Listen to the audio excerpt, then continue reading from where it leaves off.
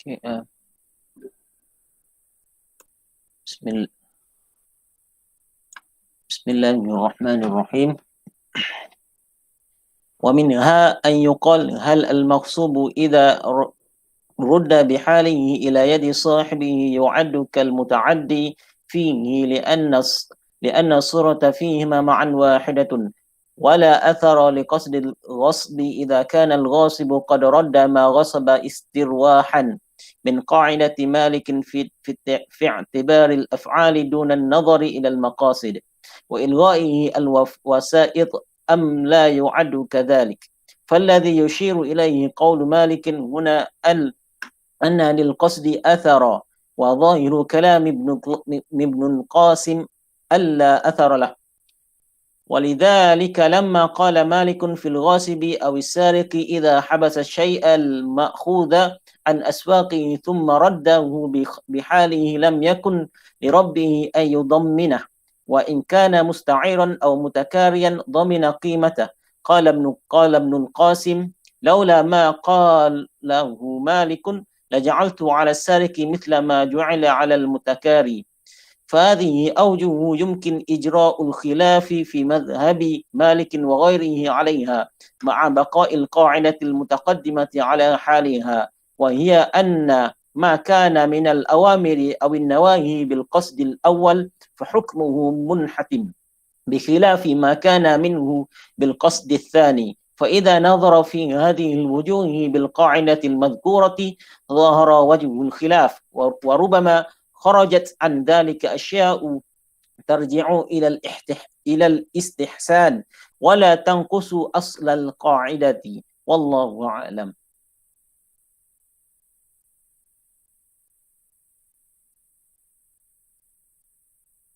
بارك الله فيك، جزاك الله خيرا. بسم الله الرحمن الرحيم، الحمد لله رب العالمين، والصلاة والسلام على أشرف الأنبياء والمرسلين وعلى آله وصحبه أجمعين. سبحانك لا علم لنا إلا ما علمتنا إنك أنت العليم الحكيم، ولا حول ولا قوة إلا بالله العلي العظيم. اللهم اجعل أعمالنا كلها صالحة ولوجهك خالصة ولا تجعل فيها لأحد شيئا. أما بعد، وخير ما أحييكم به تحية الإسلام، وتحية الإسلام السلام، فالسلام عليكم ورحمة الله وبركاته. Alhamdulillah, mana utamanya ucapkan syukur kepada Allah Subhanahu Wa Taala kerana pada malam ini sekali lagi kita dapat bersama-sama untuk meneruskan pembacaan kitab Al-Muwafaqat karangan Abi Ishaq Asy-Syatibi rahimahullahu taala. Jadi pada pengajian yang lalu kita masih lagi berada dalam perbincangan mengenai al-awamir dan nawahi, yang mana Al-Imam Syatibi telah membahagikan awamir dan nawahi kepada sarihah dan juga ghairu sarihah. Adapun sarihah kita dah bincangkan dan ghairu sarihah juga kita telah bincangkan. Cumanya Imam Syatibi telah bahagikan ghairu sarihah ini kepada beberapa jenis. Antara jenisnya ialah yang berkenaan dengan satu perintah yang mana dia asal dan adanya larangan, contohnya dalam masa yang sama, atau perintah yang lain. Semuanya dia menjadi satu perintah yang kedua ataupun larangan yang kedua, iaitu berkenaan dengan boleh kita katakan dia hampir sama dengan perbahasan maqasid, iaitu qasdu al-asli dengan qasdu at-tabai. Jadi sama juga dengan masalah yang telah kita bincangkan sebelum ini, iaitu mengenai al-ghasbu. Jadi adakah ghasbu itu dhaman dia kepada riqab ataupun dhaman dia kepada manafi', di mana Imam Syatibi dia lebih membezakan antara dhaman riqab dengan dhaman manafi' tersebut. Cuma di kalangan para ulama yang lain, mereka melihat sama saja manafi' dengan dhaman riqab dengan dhaman manafi' itu hanya sama saja, tidak ada perbezaan padanya. Dan kita telah lihat dia punya dalil-dalil dia. Jadi kita sampai kepada mungkin dalil yang ketiga ataupun apa yang dinyatakan bahawa ia adalah sama sahaja manafi' dengan riqab tersebut. Maka di sini kata Imam Syatibi, mazhab yang mengatakan ia sama istiwa'u al-babain, yang sama kedua-dua ini, iaitu antara dalil mereka, iaitu sekiranya berlaku maksud perkara yang dirampas itu, benda yang dirampas itu dipulangkan kembali semula barang itu dalam keadaan dalam keadaan yang baik, yang elok kepada tuan asalnya, maka orang ini dikira kal muta'addi fihi, seperti orang yang mengambil hak orang lain, kerana surah bentuk ini pada kedua-duanya adalah sama sahaja. Dan di sini kita lihat tidak ada asar li qasdil ghasbi, seolah-olahnya walaupun orang tu dia telah merampas barang orang tersebut, tapi dia punya niat ghasb dia itu tidak dikira, kerana dia telah memulangkan barang tersebut dalam keadaan yang selamat dan baik. Walaupun idza kana al-ghasibu, walaupun ghasib tadi dia telah mengambil ataupun merampas barang itu dan telah memulangnya apa yang telah yang telah diambil tersebut, yang dirampaslah, ghasabah tu dia telah mengampas, walaupun dia telah menggunakan manafi' contohnya daripada barang tersebut. Ini adalah berdasarkan kaedah Imam Malik di i'tibaril af'al, dikira af'al tersebut adalah duna nazar ila al-maqasid, kerana barang tu elok, baik dan tidak berikan apa-apa kesan kepada pemiliknya, maka dia dikira seperti yang muta'addi, bukan dikira ghasib. Maksudnya dia tidak perlu memberi apa-apa dhaman kepada barang tersebut. Maksudnya kita tak kira lah, maknanya setiap hari dia punya manafi' itu kena kira pula berapa ganti rugi, itu tidak berlaku. Dan juga diilgha'kan, ilgha'ihi al-wasa'id, segala wasilah, wasa'id. Ini satu persoalan lah. Am la ya'uddu dhalik. Ini perkara ini adalah, makna dia dalam persoalan ni dia timbulkan soalan tersebut supaya akhirnya dia kata sama sahaja. Itu tujuan daripada soalan. Dia kata di sini, am la yu'addu kadhalik, ataupun dia tidak dikira begitu. Adakah ghasib ni dikira muta'addi ataupun tidak dikira begitu. Jadi berdasarkan falladhi yushiru ilaihi qawlu Malik, berdasarkan apa yang disebutkan oleh Imam Malik pada masalah ini, anna lil qasdi atharan. Dia yang kita bincang sebelum ni, oleh kerana dia tu niat dia tak pertama tadi untuk merampas, maka dikira ghasib. Jadi niat tu telah membezakan keadaan dia. Itu ikut kaedah Imam Malik. Tetapi ikut Ibnu Qasim pula, wa zahiru kalam Ibnu Qasim anna la athara lah. Ibnu Qasim dia anak murid yang senior bagi Imam Malik, dia kata tak ada kesan. Maknanya walaupun dia berniat tadi rampas, tetapi kes ini, keadaan ini, dia pulang barang tu dalam keadaan yang selamat, yang elok, tak ada masalah. Maka seolah-olah dia macam dia tidak merampas. Maknanya dia hanya macam ambil, pinjam, pulang balik. Maka oleh itu, walidzalika lamma qala Malik, maka oleh itu ketika mana Imam Malik mengatakan dalam masalah orang yang merampas barang ataupun pencuri, apabila dia telah mengambil satu barang dan disimpan barang tersebut daripada suk dia, pasaran dia, sepatut barang tu dijual di pasar, dia ambil barang tu, dia rampas ataupun dia curi dan tak dapat dijual ataupun tak dapat dipamerkan, kemudian dia memulang balik barang tersebut bihalihi, dalam keadaannya yang baik, yang selamat, maka tidaklah perlu bagi orang tersebut untuk membayar ganti ruginya. Tak boleh. Tadi mana pemilik asal tu dia kata saya sepatutnya dah jual barang ni ataupun saya dah dapat faedah manfaat daripada barang tersebut dalam masa dia merampas tadi, maka ia tidak perlu membayar ganti rugi. Namun dalam kes ini juga, sekiranya dia pinjam barang ataupun dia sewa barang tersebut, kemudian dia lewat, dia tidak bayar, dia tidak pulang barang tersebut, dia sewa lebih pula. Sepatutnya dia sewa seminggu. Tapi terlajak sewa sampai 2 minggu. Yang ni dia kena bayar setiap hari sewaan dia. Beza dengan yang pencuri dan rasib.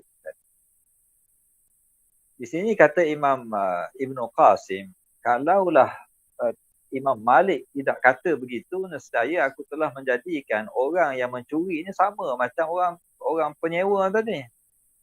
Bagaimana orang penyewa tu, dia kena bayar ganti rugi, faedah ataupun manfaat setiap hari, maka sama juga dengan asal.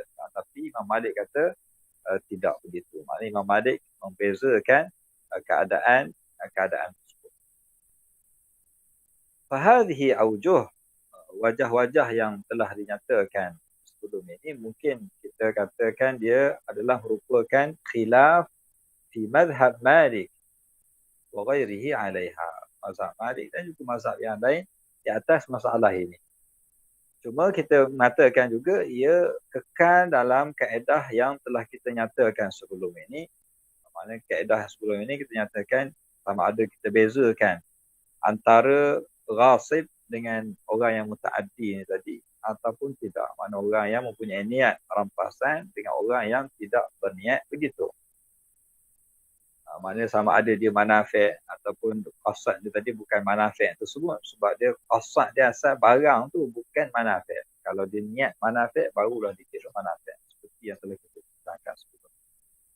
Wahya anna ma kana min al-awamir wan nawahi, dan juga perbahasan telah kita bincangkan sebelum ini bahawa al-awamir dan nawahi dia ada qasdul awal dan ada juga qasdul tsan.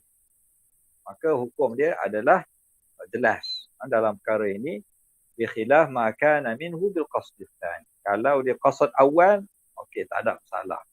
Cuma bila dia tu qasd tsan ni, dia jadi tabi', dia jadi ikut yang pertama. Dia tak jadi hukum seperti al-qasdul awal. Maka oleh itu apabila seorang itu melihat fi hadhil wujuh, tengok wajah-wajah ternyatakan ini dengan kaedah yang telah kita nyatakan, maka jelas baginya mengapa berlakunya khilaf antara contohnya mazhab Maliki dengan mazhab Syafi'i sebelum ini.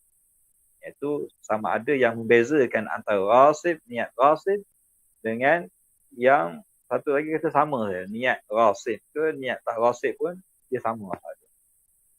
Maka kita dapat faham mengapa berlakunya khilaf tersebut. Dan dengan itu juga kharajat an zalika asya', dan yang selain pada itu umpama kharajat an zalik, lain mana hukum ni keluar tu bagaimana adalah berdasarkan kepada tarji'u ila al-istihsan. Jadi kembali kepada kaedah yang digunakan ulama, iaitu kaedah istihsan, dan dia tidak mengurangkan asal kaedah sebetulnya.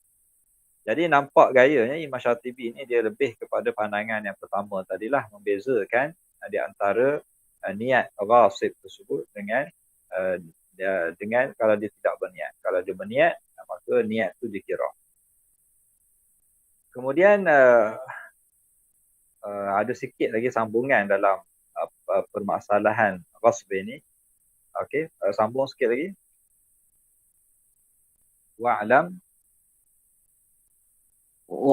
واعلم أن مسألة الصلاة في دار المغصوبة إذا عرضت على هذا الأصل تبين منه وجه صحة مذهب الجمهور القائلين بعدم بطلانها ووجه مذهب ابن حنبل وأصبغ وسائر القائلين ببطلانها.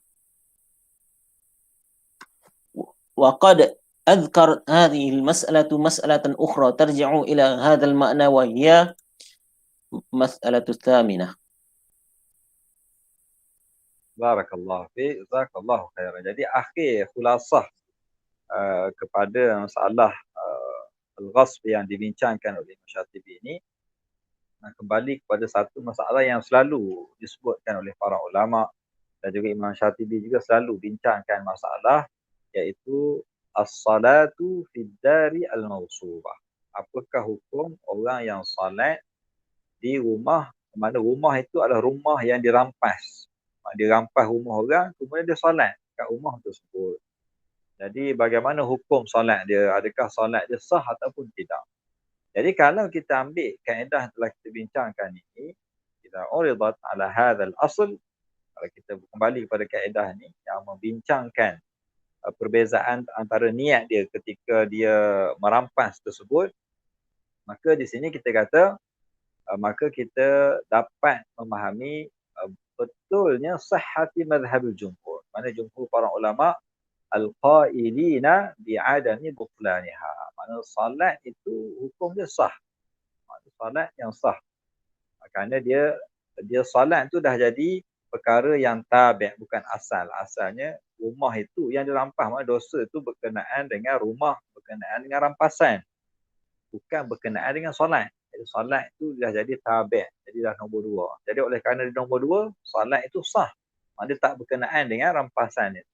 Mana satu benda yang boleh dipisahkan dengan kaedah ini. Maksudnya solat itu dia satu perkara, rumah yang dirampas tu perkara yang lain. Mana tak jadi talazum antara oleh kerana rumah rampas maka solat pun batal. Dia tidak begitulah. Dia macam orang kata kalau seorang tu dia puasa Ramadan tapi dia tak solat. Dia maknanya dia kata solat tu satu perintah, puasa tu satu perintah yang lain. Dia tak kata oleh kerana dia tak solat maka puasa dia tidak sah. Dia tidak ada talazum. Jadi sama juga dalam kes orang yang solat pada di rumah yang dia rampas itu, rumah yang dirampas itu satu perkara dosa, tapi solat itu satu perkara yang lain, maka solat itu dikira sah. Itu merupakan pandangan para jumhur. Dan juga ia adalah merupakan satu lagi wajah iaitu dalam mazhab Ibn Hanbal, iaitu Imam Ahmad dan Asbar dan juga orang lain yang mengatakan bibutlaniha. Mereka yang kata solat di rumah yang dirampas ini adalah tidak sah. Tak dikira. Kerana dia macam ada talazum antara kedua-duanya. Maknanya oleh kerana rumah tu adalah rumah yang haram, maka solat juga adalah haram. Jadi perbezaan tu boleh kita fahami berdasarkan kaedah tadi yang membezakan antara kedua keadaan tersebut dan orang yang mensamakan kedua keadaan tersebut. Jadi masalah ini kata Imam Syatibi mengingatkan kita azkarat hadhil masalah. Masalah ini menyebabkan kita teringat ada satu masalah yang lain pula. Jadi dia bawa lagi tafriq yang lain. Ada pula masalah lain lagi. Kan dah habis dah cerita pasal ghasab, pasal masalah yang ghairu sarihah ni tadi. Maka dia kata bawa lagi satu lagi masalah yang lain. Tarji'u ila hadzal makna, juga berkaitan dengan apa yang kita bincangkan ini. Wahia al-mas'alatu tsaminah.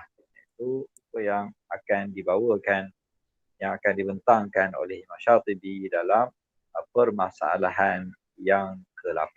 Tafadhal. المسألة الثامنة: الأمر والنهي إذا تواردا على متلازمين فكان أحدهما مأمورا به والآخر منهيا عنه عند فرض الانفراد، وكان أحدهما في حكم التبع للآخر وجودا أو عدما، فإن المعتبر من الاقتضاءين من صرف إلى جهة المتبوع، وأما من صرف إلى جهة التابع فالملغى وساقط الاعتبار شرعا. والدليل على ذلك أمور: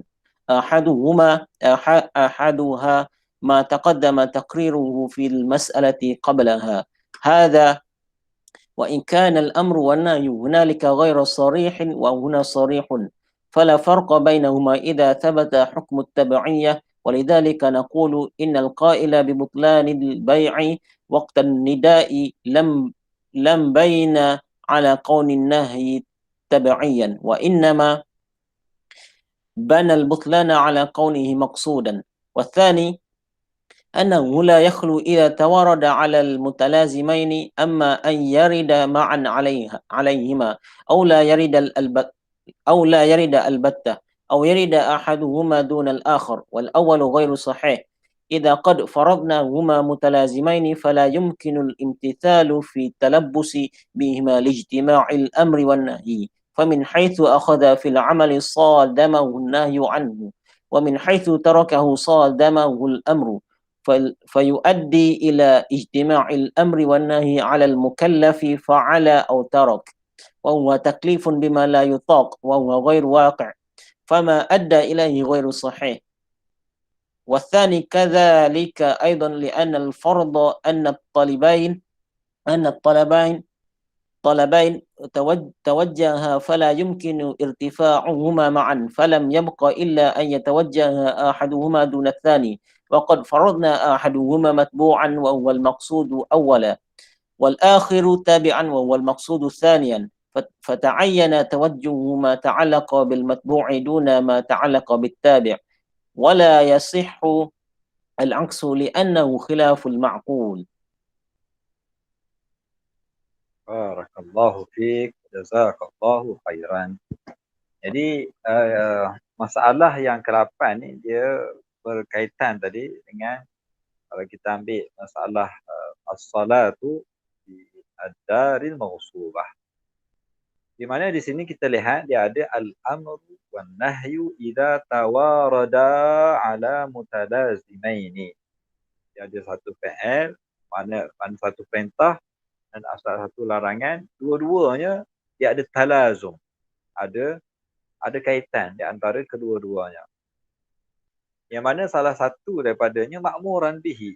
Dan tadi contohnya solat. Solat tu diperintahkan dalam masa yang sama wal akharu manhiyan anhu inda fardhu infirad. Maknanya merampas itu adalah satu larangan. Maknanya dilarang merampas satu orang lain. Jadi dia ada al-amru dan ada an-nahy. Wa kana ahaduhuma, di mana salah satu daripada amru dan nahyu ini dia kena ada satu fi hukmi taba' lil akhar. Mana ada satu ni diikut yang lain. Wujudan wa adaman. Sama ada benda itu ada ataupun tidak ada. Maka di sini apa yang kita nak kira? Fa innal mu'tabar minal iqtida'ain, yang kita nak kira antara salah satu pada kedua ni lah kita ambil ma in sarafa ila jihatil matbu', mana yang asal. Yang asal itu yang dikira.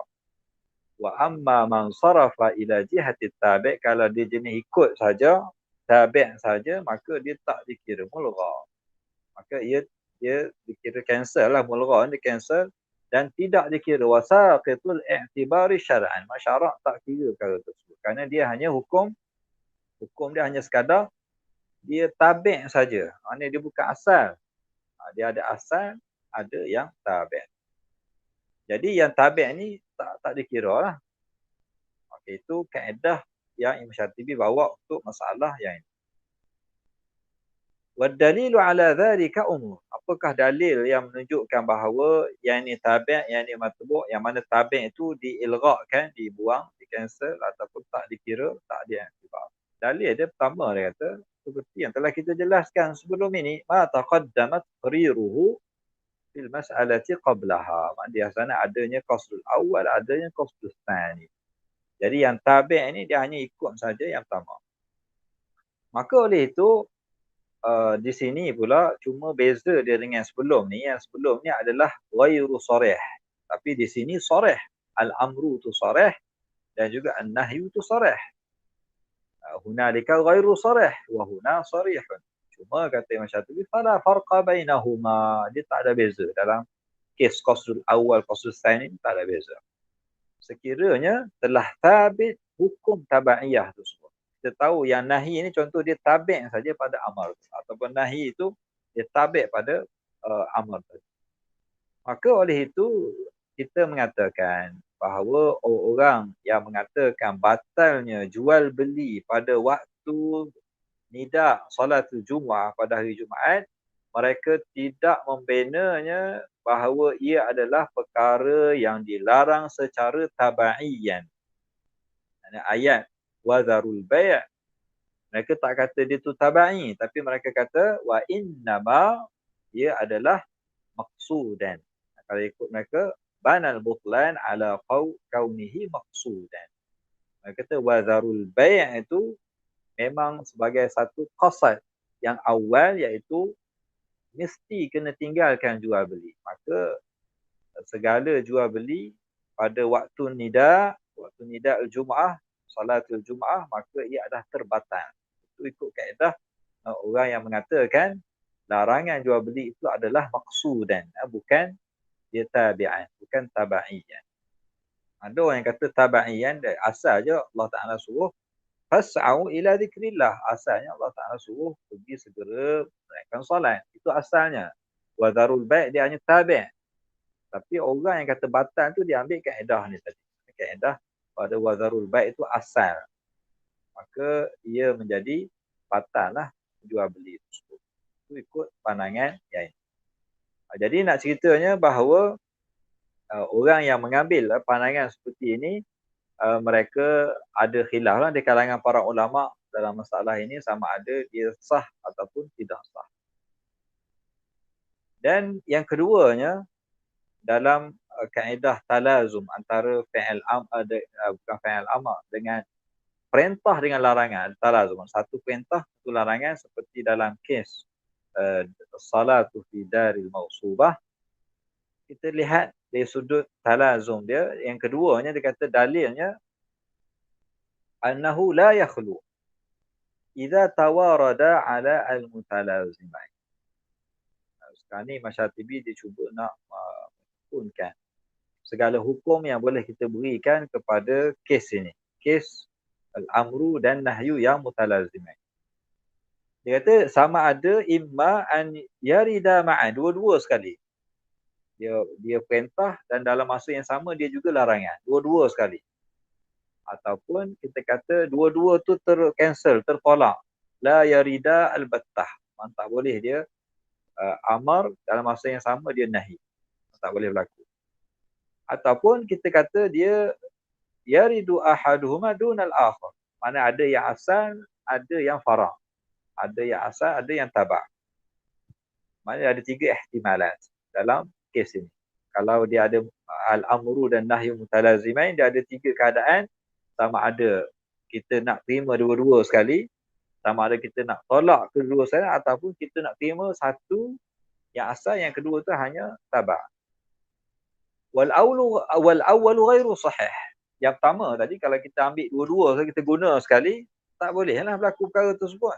Id qad faradnahuma mutalazimain. Kalau kita kata dia dua tu ada talazum, ada kaitan, maka tak boleh dalam masa yang sama fala yumkin imtithal. Tak boleh kita nak taat, patuh pada dalam keadaan yang sama melakukan dua perkara tersebut yang bercanggah.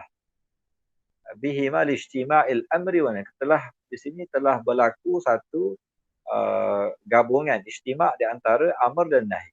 Mana perintah kena buat, dalam masa yang sama larangan. Macam tadi contoh, mana solat tu diperintahkan, dalam masa yang sama larangan juga, kerana rumah itu adalah rumah yang dirampas. Jadi kita nak kata dua-dua tu larangan, mana tak boleh, tapi kena solat juga, macam mana nak buat? Min haitsu akhdhu fil amali, kerana sekiranya dia ambil juga sebagai satu kewajipan dan sama juga sebagai satu larangan, maka dia telah berlaku percanggahan, sadimah atau sadamahun nahyan. Dia solat tapi dalam masa sama dia dilarang solat di rumah. Jadi macam mana dia nak buat? Dan sekiranya dia tinggal pula min haitsu tarkuhu, sekiranya dia tak solat pun masalah pula, sebab ada perintah suruh solat. Jadi dalam masa yang sama dia nak solat tak boleh, tinggal solat pun tak boleh. Maka fayuaddi ila ijtima'il amri wan nahyi 'alal mukallaf. Maka telah berlaku di sini ada dua-dua sekali, ada perintah dan ada larangan dalam satu masa yang sama, dan satu keadaan. Sama ada dia buat ataupun tak buat. Wa huwa taklifun bima la yutaq. Maka ini kita kata sebagai satu taklif yang tidak mampu untuk seorang tu buat. Macam mana dia nak buat? Suruh dia buat, dalam masa sama larang dia buat. Itu tak boleh berlaku. Wa huwa ghairu waqi'. Ini tak boleh berlaku. Fama adda ilaihi ghairu. Maka ihtimal yang pertama ni telah ditolak. Maksudnya tak boleh berlaku kita kata dia jadi wajib, dalam masa yang sama dia haram. Tak boleh berlaku. Dalam ihtimal yang kedua pula, wasani kadzalik. Tak boleh kita nak ilgha' terus. Maknanya perintah tu tak ada terus. Dan larangan tu dah tak ada. Maksudnya seolah-olahnya macam tak ada apa-apa. Tak ada perintah, tak ada larangan. Maka yang ni juga ditolak kerana li'annal farda anna talabaini tawajjaha, kerana dua-dua perintah ni, iaitu perintah suruhan dengan perintah larangan itu telah ada tawajjuh, maknanya telah diperintahkan. Maka fala yumkinu irtifa'uhuma ma'an, tak boleh pula kita angkat. Allah Ta'ala dah perintah kita solat, dalam yang sama Allah Ta'ala larang kita merampas. Jadi keduanya ada, maka tak boleh kita menghilangkan. Jadi ihtimal yang kedua juga tertolak, tak boleh kira. Falam yabqa illa an yatawajjaha ahaduhuma duna tsani. Maka yang tinggal iaitu kita kena tengok dua keadaan tersebut. Adakah al-amru itu yang asal ataupun an-nahyu itu yang asal? Mana satu yang asal, mana satu yang tabai. Dan kita telah juga menyatakan faradna ahadahuma matbu'an. Dan kita juga telah menyatakan bahawa salah satu daripadanya asal matbu' yang diikuti. Dan satu lagi adalah yang ia adalah merupakan yang maksud. Awalan itulah tujuan asalnya. Adapun yang kedua ni dia hanya tabi' saja. Wahwal maqsudu saniyan. Yang kedua tu dia hanya ikut saja yang pertama. Dia bukan yang asal.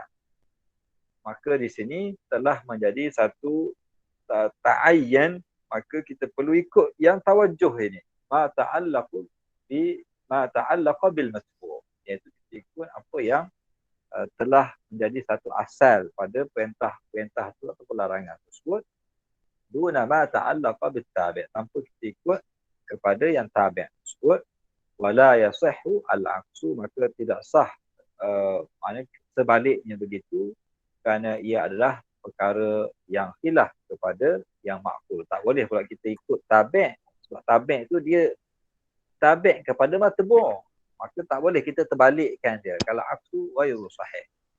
Maka khulasahnya di sini Imam Syatibi dia nak isbatkan bahawa kalau berlaku talazum antara perintah dengan larangan, maka hendaklah kita tengok di manakah yang tabi' dan di manakah yang matbu'. Jadi matbu' itu yang asal, yang tabi' itu adalah nombor dua. Jadi macam dalam kes solat dar maghsubah itu, yang asalnya adalah dar maghsubah itu diharamkan, tetapi solat itu adalah yang lain. Dia hanya tabi' saja, bukan yang asal. Maka solat itu tak jadi batal. Yang batal itu adalah rampasan itu yang terbatal. Maknanya dia tidak boleh mendapat hak dia. Tapi solat itu dia tidak ada kaitan dengan rumah tersebut kerana dia hanya tabi' saja. Dia bukan asalnya dia solat itu di rumah itu. Maknanya solat itu sebab perintah yang lain, maka dia jadi tabi', maka dia tidak membatalkan solat tersebut. Sama juga tadi dengan nida ataupun pengharaman menjual beli pada hari Jumaat atau pada waktu Jumaat itu, dia hanya tabi' saja. Dia bukan yang asal. Kalau ikut pandangan yang kata itulah, maknanya dia hanya tabi' kepada perintah suruh kita solat Jumaat. Maka jual beli itu dia hanya tabi' supaya kita dapat solat, maka dilarang. Maka oleh kerana dia tabi', maka itu pandangan mengatakan dia jual beli itu masih sah lagi. Ataupun masih boleh diperbetulkan. Islah kepada jual beli itu, maka dia jadi sahih. Jadi itu dalil yang kedua yang menjelaskan kaedah ini. Dalil yang ketiga adalah al-istiqra'. Wathalithu al-istiqra'. Tafadhal.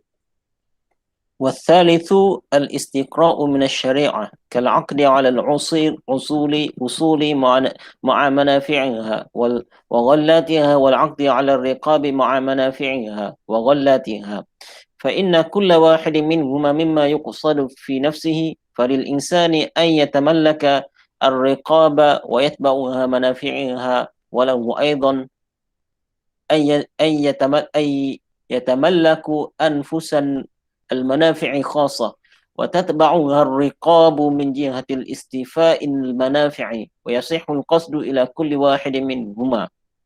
فمثل هذه الأمثلة يتبين فيها وجه التبعية بصور لا خلاف فيها، وذلك أن العقد في شراء الدار أو الفدان أو الجنة أو العبد أو الدابة أو الثوب وأشباه ذلك جائز بلا خلاف، وهو عقد على الرقاب لا على المنافع التابعة لها، لأن المنافع قد تكون موجودة والغالب أن تكون وقت العقد معدومة، فإذا كانت معدومة امتنع العقد عليها للجهل بها من كل جهة ومن كل طريق، إذا لا يدري مقدارها ولا صفتها ولا مدتها ولا غير ذلك، بل لا يدري هل توجد من أصل أم لا، فلا يصح العقد عليها على فرض انفرادها للناهي على بيع الغرار والمجهول، بل العقد على الأبضاع لمنافعها جائز، ولو انفرد العقد على منفعة البضع لم تنع مطلقا إن كان وطئا، ولم تنع فيما سوى بضع أيضا إلا بضابط يخرج المعقود عليه من الجهل إلى العلم، كالخدمة والصنعة وسائر المنافع الرقاب المعقود عليها على الانفراد، والعكس كذلك أيضا، كالمنافع الأحرار يجوز العقد عليها في الإجارة على الجملة باتفاق، ولا يجوز العقد على الرقاب باتفاق، ومع ذلك فالعقد على المنافع فيه يستتبع العقد على الرقبة، إذ الحر محجور عليه زمن استيفاء المنفعة من رقبته بسبب العقد، وذلك أثر كون الرقبة معقود عليها لكن بالقصد الثاني، وهذا المعنى أوضح من أن يستدل عليه، وهو على الجملة يعطى أن التوابع مع المتبوعات لا يتعلق بها من حيث هي توابع أمر ولا نهي، وإنما يتعلق بها الأمر والنهي إذا قصدت ابتداء، وهي إذ ذاك متبوعة لا تابعة. فإن قيل هذا مشكل بأمور. Barakallahu fiik, jazakallahu khairan. Jadi sambungan kepada dalil-dalil yang menunjukkan sekiranya berlaku talazum antara amru dan nahyu, maka mesti ada salah satu padanya tabi' dan satu yang lain adalah yang matbu' adalah dalil istiqra' min asy-syariah. Maksudnya kalau kita kaji dalam hukum hakam syariah ni, kita akan dapati perkara tersebut memang ada dan memang benar berlaku perkara tersebut. Maknanya sama ada amru itu jadi tabi' ataupun nahyu itu menjadi tabi', dan ada yang menjadi matbu'. Contohnya di sini yang dibawakan oleh Imam Syatibi iaitu seperti akad. Contohnya akad jual beli ke, akad sewa ke, contohnya al-aqdu 'ala al-usul ma'a manafi'iha. Contohnya kalau kita nak beli rumah ke, atau beli tanah ke, ataupun nak sewa rumah ataupun sewa tanah, dia bila kita sewa rumah tersebut, segala manafi' dia, hasil-hasil dia, kalau contohnya kebun lah, kita sewa kebun, hasil kebun itu dapatlah pada kita. Takkan kita sewa kebun tapi hasil dapat pada milik asal. Tak jadi. Maksudnya akad itu walaupun kita akad pada kebun, tapi hasil kebun tu pun dapat juga.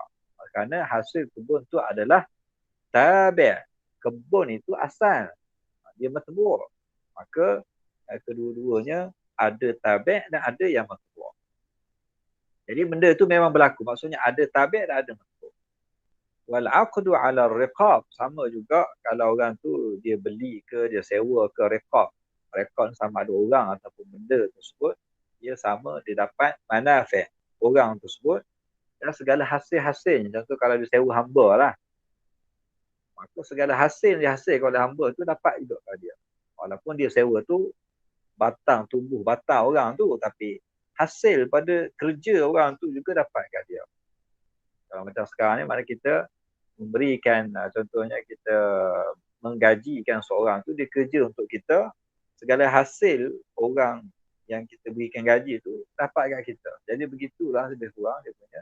Maknanya asalnya orang tu, tapi hasil dia pun kita tabi'.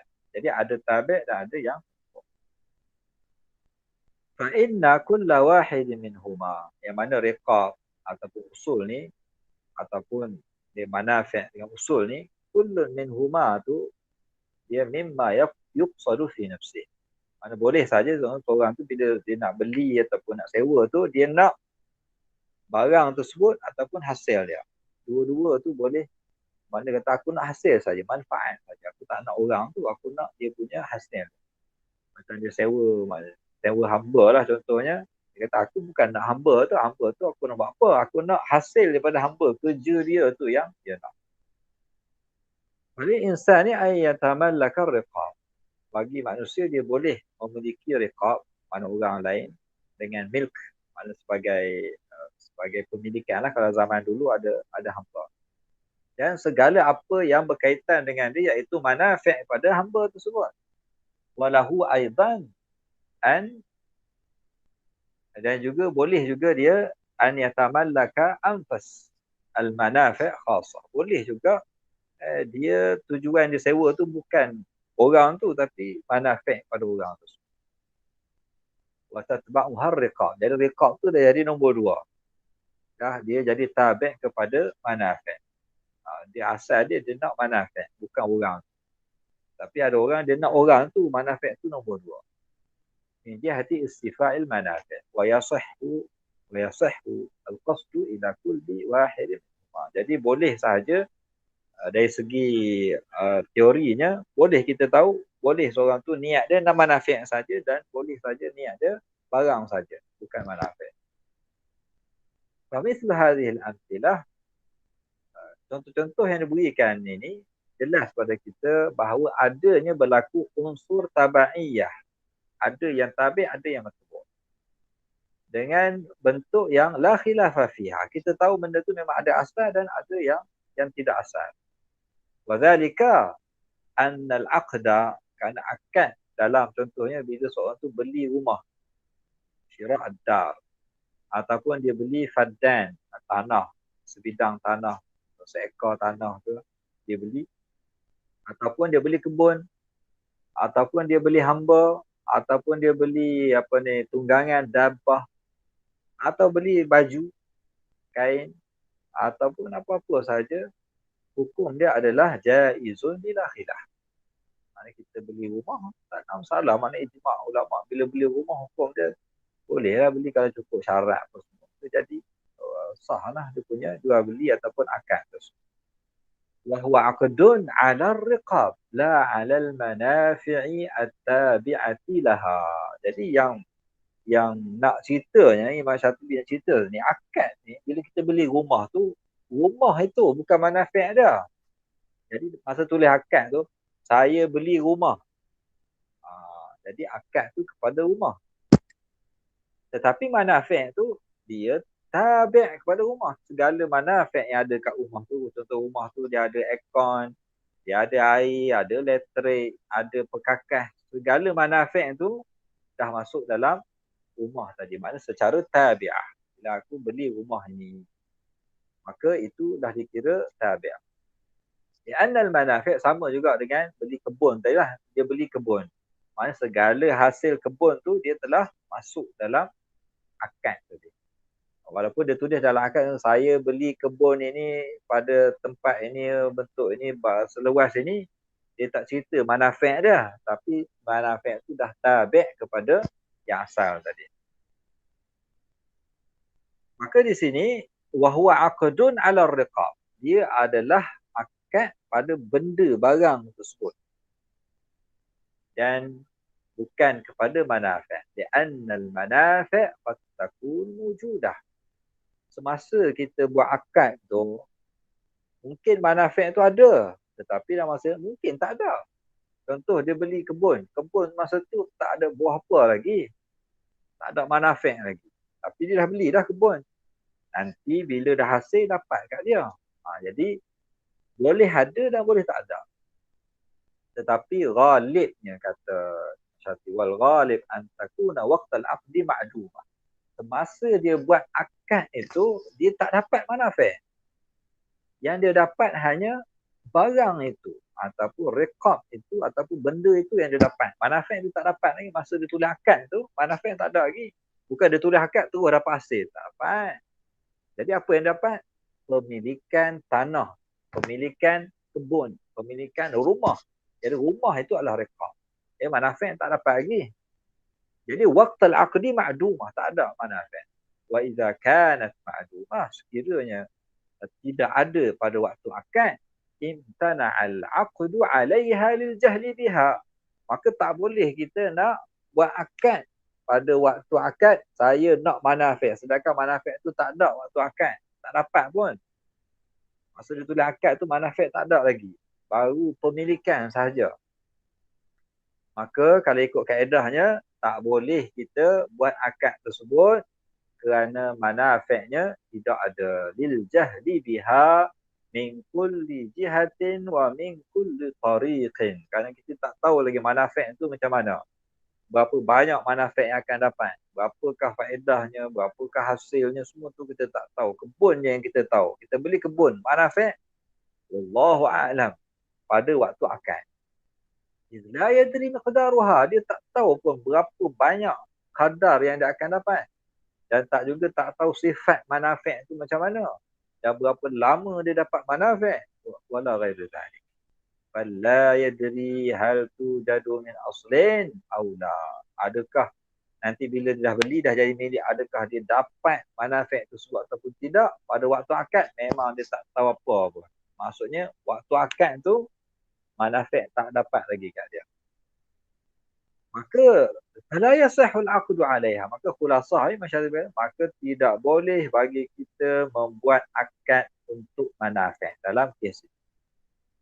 Maksudnya semasa kita beli kebun, bukan kata saya nak beli manafi' al-bustan, manafi' al-jannah, manafi' daripada kebun tanah ladang ni. Tak boleh kalau kita tak tahu.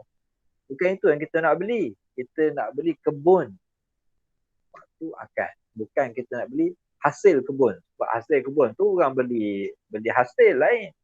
Yang ni dia nak beli kebun ni tu. Jadi waktu dia beli kebun, dia bukan beli manafi' kebun.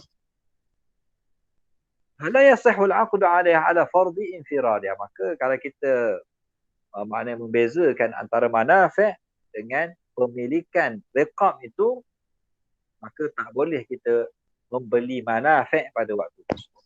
Itu tak boleh. Kerana apa? Linnahyi an bai'il gharar. Kerana kita telah dilarang daripada jual beli yang gharar, yang kita tak tahu. Jadi kita beli manafi' waktu itu adalah bai'ul gharar. Dan majhul, kita tak tahu apa manafi'. Sebab waktu kita beli tu manafi' kita tak tahu. Kita bukan nak beli manafi', kita nak beli kebun. Jadi bila kita tulis akad tu beli manafi', maka tak jadilah pada waktu tersebut kerana dia majhul. Bahkan akad dalam abdha lima nafi'aha jaiz. Ini kalau zaman dululah dia beli contoh hamba perempuan untuk dia bersama dengan hamba perempuan tersebut. Hukum dia jaiz. Tetapi kalau sekiranya dia tulis akad tu hanya untuk manfaat al-bud'u sahaja, maka yang ni tak boleh. Sebab tak boleh waktu dia beli tu dia nak dapatkan manfaat itu.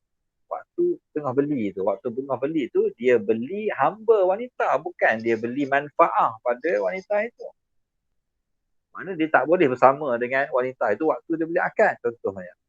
Maka itu tidak boleh berlaku dalam tanah. Maka begitu juga yang selain daripada al-bud'u, selain pada wanita juga sama saja tidak boleh kita mendapat manfaat waktu menulis akad.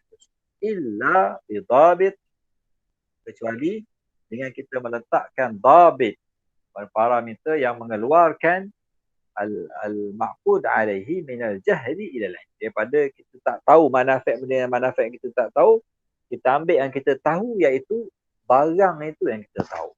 Kebun itu berapa ekar, berapa luas dia, yang itu kita tahu. Kalau wanita tu hamba siapa nama dia, orang mana, orang ni kita tahu. Manafi' dia kita tak tahu lagi. Sama juga dengan rumah tadi. Rumah ni kita tahu, manafi' dia kita tak tahu lagi. Jadi dia tak boleh hanya manfaat saja dalam akad, tetapi kepada benda tu, barang itu yang perlu dibuat akad tersebut. Kerana contohnya al-khidmati was-sin'ati wa sa'iri manafi' ma'qud 'alaiha 'ala al-infirad. Maksudnya tidak boleh kita ambil perkara-perkara yang tidak jelas, yang kita tidak tahu pada waktu tersebut, tapi taklah kita ambil benda yang jelas. Benda yang jelas itu sahaja yang boleh diletakkan dalam akad. Jadi kalau benda itu, barang itu jelas. Tapi manfaat dia masih lagi tidak jelas pada ketika membeli barang tersebut. Dan sebaliknya pula, wal aksu kadzalik.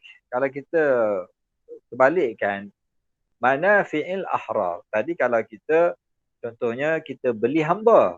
Yang ni kalau kita menyewa orang yang bukan hamba. Maknanya orang yang merdeka lah. Macam kita sebut tadi, kita bayar gaji pada dia. Kita nak manfaat dia. Contohnya dia ni seorang tukang besi ataupun tukang pertukanan najar apa ni. Tukang lah kita panggil kan. Tukang kayu. Contoh kita, dia ni seorang tukang yang mahir. Maka kita sewa dia. Bukan kita beli dia. Sebab dia merdeka, tak boleh beli.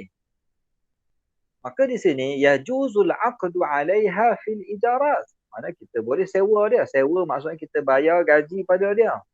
Bayar upah dia. Sebagai ijar, sebagai ujrah. Alal jumlati bi'tifaq. Dia boleh juga. Dan di sini, tidak boleh. Wala yajuzul aqdu ala riqabi bi'tifaq. Tak boleh pula kita nak beli sebagai nak memiliki orang merdeka tu. Tak boleh. Sebab dia orang merdeka. Jadi tak boleh kita nak milik dia. Sebab dia merdeka. Jadi yang boleh kita boleh hanya manfaat dia saja. Wa ma'adhalika fal'aqdu 'ala al-manafi'i fihi adalah mengikut kepada akad 'ala raqabah. Walaupun kita nak manfaat dia, tapi oleh kerana kita nak manfaat dia, mesti juga raqabah tu tak boleh. Dia kata aku sewa kamu tapi dia tu tak buat kerja. Tak adil lah. Maknanya raqabah dia mengikut apa yang ingin disewakan tersebut. Diberikan upah tersebut. Maknanya kalau orang tu dia kata aku nak beri upah pada kamu, maknanya orang tersebut, tubuh badan dia tu kena bekerja pada orang tersebut. Jadi seolah-olahnya dia telah memiliki riqab itu atau raqabah itu. Idil hurru mahjurun alaihi zamana istifa'il manfaati. Kerana orang yang merdeka ini bila dia telah dibayar upah untuk melakukan satu kerja, seolah-olahnya dia punya tuan majikan dia memiliki dia seolah-olahnya lah. Dia kerana untuk dia menjalankan, memberikan manfaat dia. Bisababil aqd. Kerana dia telah membuat satu akad, contohnya upah tadi, bekerja dengan majikan. Wadzalika atharu kauni raqabati ma'qudan 'alaiha. Maka ia adalah kesan daripada raqabah dia tu tersebut telah menjadi satu perkara yang dalam akad tu termasuk juga. Walaupun dia nak manfaat saja, tapi raqabah tu dia masuk secara tabi'. Itu yang nak disampaikan oleh Masyati, bahawa raqabah tu dia bukan asal. Sebab dia bukan milik raqabah, dia milik manfaat saja. Tapi raqabah itu dia tabi' pada manfaat. Dia terbalik pada yang asal tadi. Kalau yang hamba tu, raqabah tu asal, manfaat tabi'. Tapi yang hur ni, manfaat dia asal, dia punya raqabah tu sebagai tabi'. Lakin bil qasdis tsani. Jadi raqabah tu dia jadi sebagai yang kedua dah. Berbeza yang kes pertama tadi, raqabah tu asal, yang ni jadi qasdis tsani. وهذا المعنى أوضح من أن يستدل عليه. Yang jelas pada kita, untuk kita nak beri dalil pun tak payah, memang jelas itu berlaku dalam syariah ni. Kita tahu boleh kita beli rumah dan kita dapat manfaat dia secara tabi'. Sama juga dengan orang merdeka, kita boleh bayar upah pada dia, raqabah dia secara tabi' kepada majikan tersebut. Dia kena datang kerja, kena punch in, kena punch out, itu seolah-olah dia raqabah tu bawah majikan dia. Itu tak perlu kita nak berikan dalil kerana jelas pada kita. Wa huwa 'ala al-jumlati yu'ta anna at-tawabi'a min al-matbu'at. Bahawa tawabi' ni dia dengan perkara yang matbu' tu la yata'allaqu biha min haitsu hiya tawabi'u amr wala nahyun. Dia bukanlah berkenaan dengan tawabi' kepada perintah ataupun larangan, tetapi dia adalah berkenaan dengan al-amru wan nahyu idza qasadat ibtida'an. Tengok apakah amar yang pertama, apakah yang asal, apa yang tabi'. Apakah nahi yang asal, apakah nahi yang tabi'. Wa idzaka matbu'atan la tabi'ah. Maka ketika itu dia menjadi matbu'ah, bukan lagi tabi'ah. Okey. Fa'in qila hadha muskil, itu kemudian dia akan bawa lagi permasalahan mengenai kaedah. Biasa Imam Syatibi bila dia bawa satu kaedah, dia akan bawakan segala syubhah-syubhah yang berkaitan dengannya, kemudian akan dibawa kemungkinan tersebut, kemudian dia akan jawab. Mungkin kita boleh setakat ini dulu. Macam mana? Kita sambung minggu depan, Zat. Setakat ni dulu. Okey, insya-Allah. Jadi ada persoalan ataupun nak tambah ke perkongsian, silakan.